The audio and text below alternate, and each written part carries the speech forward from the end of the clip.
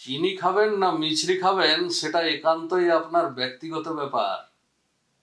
তবে ডাক্তারবাবুকে জিজ্ঞেস করলে হয়তো তিনি বলবেন চিনির চাইতে মিছরি ভালো।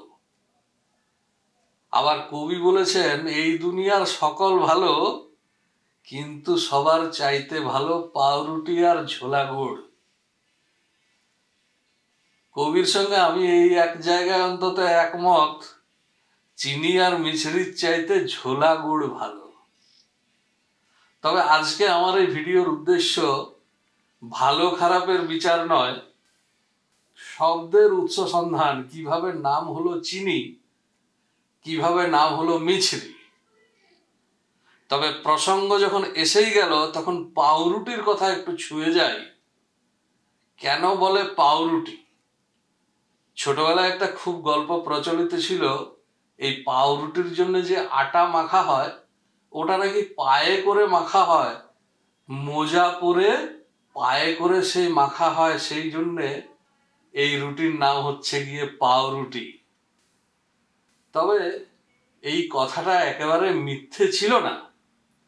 বহু প্রাচীন যুগে ইউরোপে একসময় বড় বড় কারখানাতে যেখানে প্রচুর পরিমাণে পাউরুটি তৈরি হতো, সেখানে কর্মচারীরা উপযুক্ত মোজা পরে পায়ে করেই আটা মাখতেন। তবে আজকাল আর এটি করা হয় না, খুব স্বাভাবিকভাবে এখন বিভিন্ন রকম মেশিন এসে গেছে, সেই সমস্ত মেশিন যন্ত্রের সাহায্যে আটা মাখা হয়, নিশ্চিন্তে খেতে পারেন, স্বাস্থ্যসম্মত। তবে পায়ে করে মাখা হয় বলে পাউরুটি নাম হয়েছে এটা ঠিক নয়। আসলে এই পাউরুটি হচ্ছে ইউরোপের রুটি। ইউরোপীয় পদ্ধতিতে, বিশেষ পদ্ধতিতে এই রুটি তৈরি করা হয়। আর ভারতে প্রথম ইউরোপীয় হচ্ছে পর্তুগিজরা। পর্তুগিজ ভাষায় রুটিকে বলা হয় পাও। তো তারা এসে বলতো পাও, ভারত পেল একটা নতুন ধরনের রুটি, এই দুয়ে মিলে হলো পাউরুটি। যাক, এখন ফিরে চলে যায় সেই চিনি মিছরির জগতে, যার আদি রূপ ছিল গুড়। আমাদের এই বঙ্গজীবন ছিল গুড়ময়, গুড়ে পরিপূর্ণ। প্রচুর পরিমাণে গুড় উৎপন্ন হতে বলে দেশটির নামই ছিল গৌড়। আর আজও গৌড় দেশের লোকেরা, অর্থাৎ যারা এই পশ্চিম পাড়ের বাঙালি, তারা খাবারে মিষ্টি প্রচন্ড পছন্দ করেন। খাবারে একটু মিষ্টি না দিলেই নয়, মাংস রান্না করতে গেলেও একটু মিষ্টি দিতে হয়, এতটাই তাদের মিষ্টি প্রীতি। এবং কথায় রয়েছে যত গুড় তত মিষ্টি।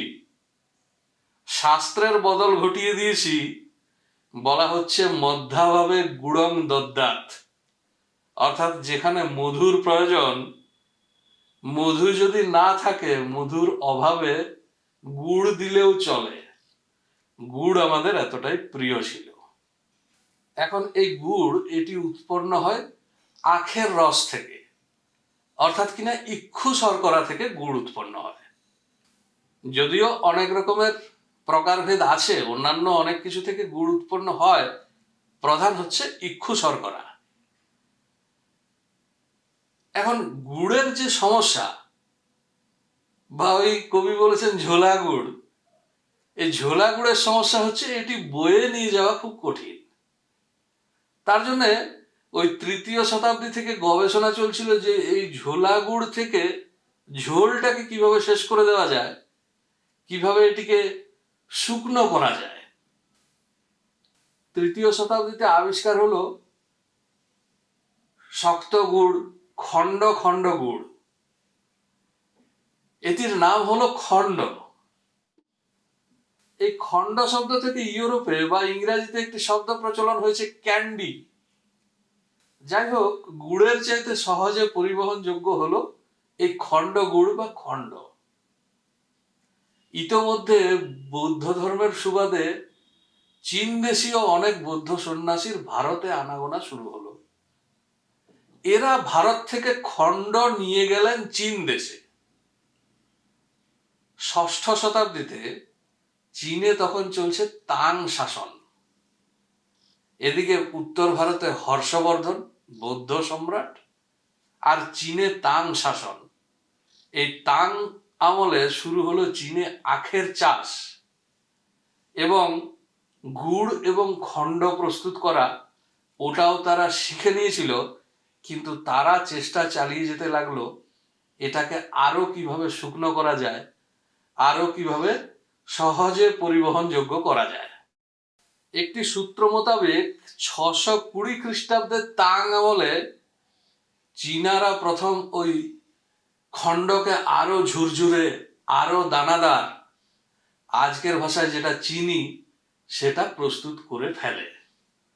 এবং আবারও ওই বৌদ্ধ সন্ন্যাসীদের হাত ধরে এবার ওই ঝুরঝুরে দানাদার ইক্ষু শর্করা ভারতে আসে এবং বাংলার জনজীবনে গুড়ের চাইতে বেশি পছন্দের জিনিস হয়ে যায়।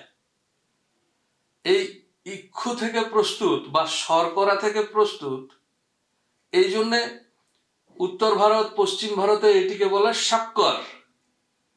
আর এই শর্করা থেকে ইউরোপের দেশে বা ইংরেজিতে এর নাম হয়েছে সুগার, কিন্তু বাংলায় হয়ে গেল চিনি। আসলে ওই চীন দেশীয় সন্ন্যাসীদের হাত ধরে বাংলায় এই জিনিসটি আসে, চীন দেশে তৈরি, তাই এটির নাম হলো চিনি। চিনি অর্থাৎ চীন দেশীয় প্রস্তুত। একইভাবে এই খণ্ড আরব বণিকদের হাত ধরে চলে গেল মিশরে এবং সেখানে এটির গবেষণা করে তৈরি হলো এক ধরনের কেলাসিত শর্করা।